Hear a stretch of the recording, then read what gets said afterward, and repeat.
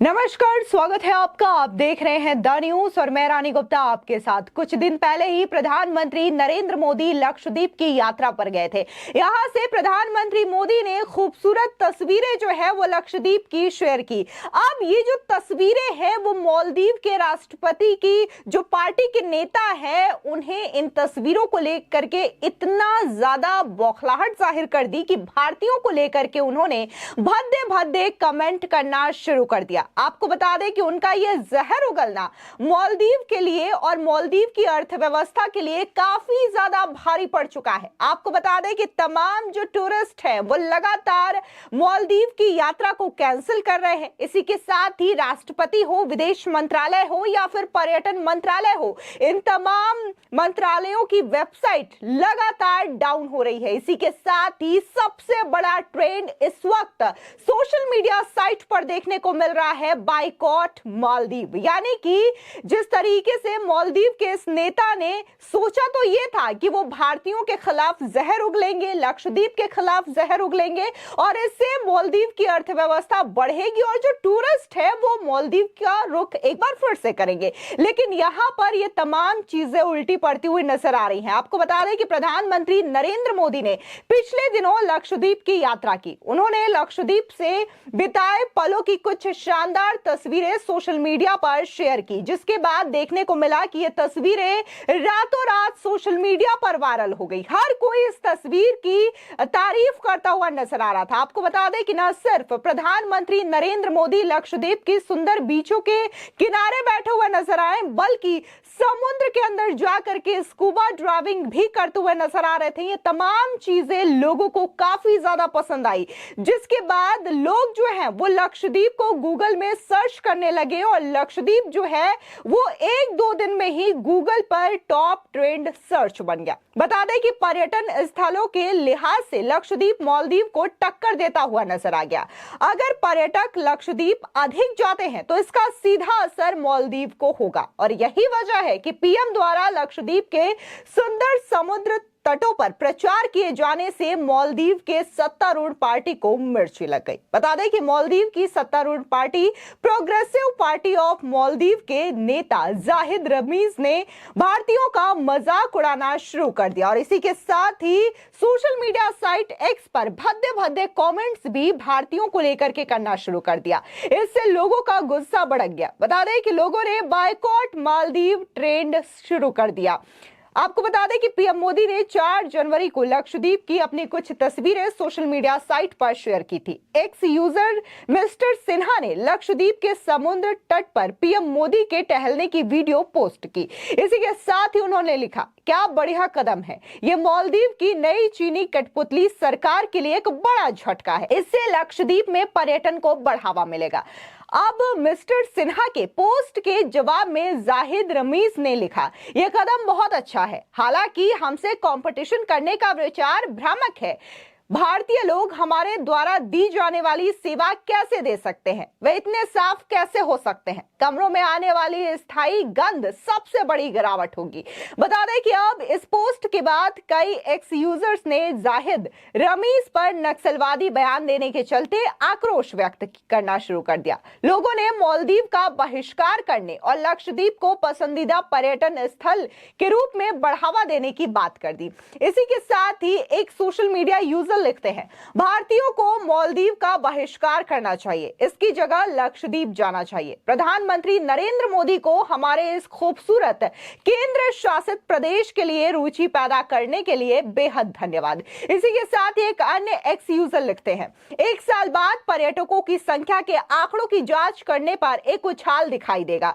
यह मालदीव को भी पीछे छोड़ सकता है। मालदीव के हालिया घटनाक्रम को देखते हुए यह उनके लिए एक कड़ा संदेश हो सकता है कि भारत के पर्यटक उसकी अर्थव्यवस्था के लिए क्या मायने रखते हैं। मुझे लगता है कि बहुत देर हो चुकी है। इसी के साथ ही एक अन्य यूजर लिखते हैं कि रमीज ने नक्सलवादी टिप्पणी की निंदा करते हुए कि पीएम मोदी की लक्षद्वीप यात्रा के बाद मालदीव आने वाले भारतीय पर्यटकों की संख्या में कमी की संभावना है।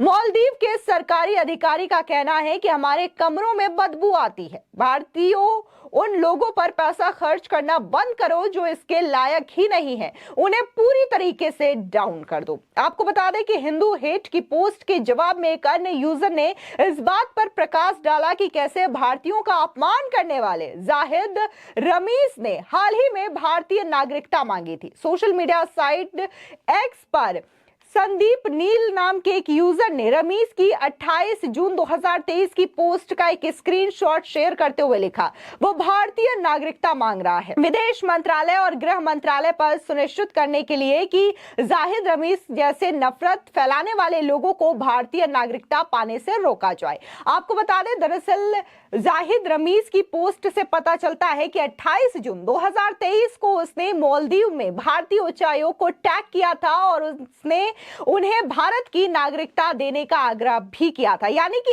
एक तरफ तो जाहिद जो है वो भारतीयों पर भद्दे भद्दे कमेंट कर रहा है, लेकिन दूसरी ओर देखने को मिल रहा था कि कैसे पिछले साल बकायदा वो भारत की नागरिकता मांग रहा था और इसको लेकर के उसने न सिर्फ इंडियन कमीशन को टैग किया था बल्कि भारत का जो गृह मंत्रालय है उसे भी टैग करते हुए भारत की नागरिकता की डिमांड की थी। गौरतलब है कि प्रोग्रेसिव पार्टी ऑफ मालदीव हाल ही में सत्ता में आई है और डॉक्टर मोहम्मद मुइजू पूर्व राष्ट्रपति इब्राहिम मोहम्मद सोहेल को हराकर राष्ट्रपति बने हैं।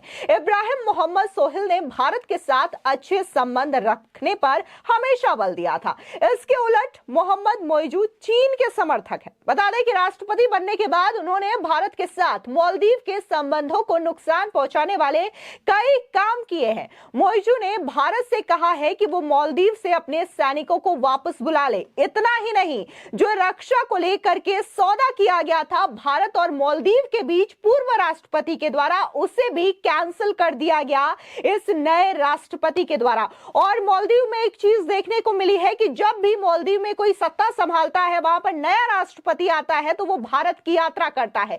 लेकिन ये जो मुइजू नए राष्ट्रपति बने हैं, उन्होंने भारत की यात्रा को दरकिनार किया और उन्होंने चीन की यात्रा पहले करने की ठानी है। आपको बता दें कि मालदीव और भारत के बीच सोशल मीडिया पर चल रही इस घमासान पर असर मालदीव की होटल इंडस्ट्री और टूरिज्म पर भी भारी तरीके से देखने को मिल रहा है। मालदीव की सत्ताधारी पार्टी के सदस्यों की ओर से भारतीयों पर टिप्पणी के बाद वहां होटल्स की बुकिंग रद्द होने का दावा किया जा रहा है। मालदीव में लक्षद्वीप की भी खूब चर्चा की जा रही है। मालदीव के लोग काफी ज्यादा लक्षद्वीप को लेकर के सर्च कर रहे हैं।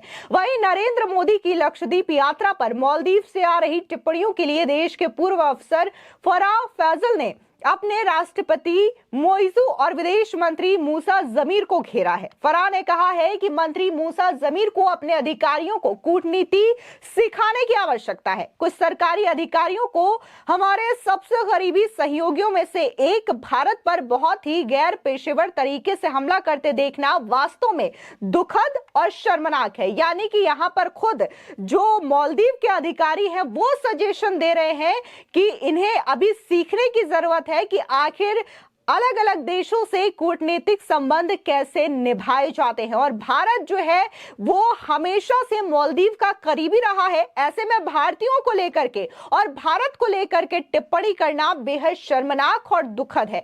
आपको बता दें कि लगातार भारत में जो लोग हैं वो पर्यटन के लिए ज्यादातर मालदीव का रुख करते हैं। और अगर हम मालदीव की अर्थव्यवस्था की बात करें तो कहीं ना कहीं ये टूरिज्म पे ही हालिया डिपेंडेंट है। अगर हम कोविड से पहले की बात करें या फिर हाल ही में 2023 और 22 की बात करें तो सबसे ज्यादा अधिक पर्यटक भारत से ही है जो कि मालदीव जाते हैं घूमने के लिए। लेकिन जिस तरीके से उन्होंने ये टिप्पणी की और प्रधानमंत्री नरेंद्र मोदी ने लक्षद्वीप की तस्वीरें शेयर की है, इसके बाद से मालदीव जो है वो लगातार सोशल मीडिया पर बाइकॉट हो रहा है। तो वहीं दूसरी ओर लक्षद्वीप की बात करें तो वो गूगल पर नंबर 1 ट्रेंड कर रहा है। फिलहाल इस पूरे मामले को लेकर के आपकी क्या राय है, हमारे कमेंट सेक्शन में जरूर बताएं। धन्यवाद।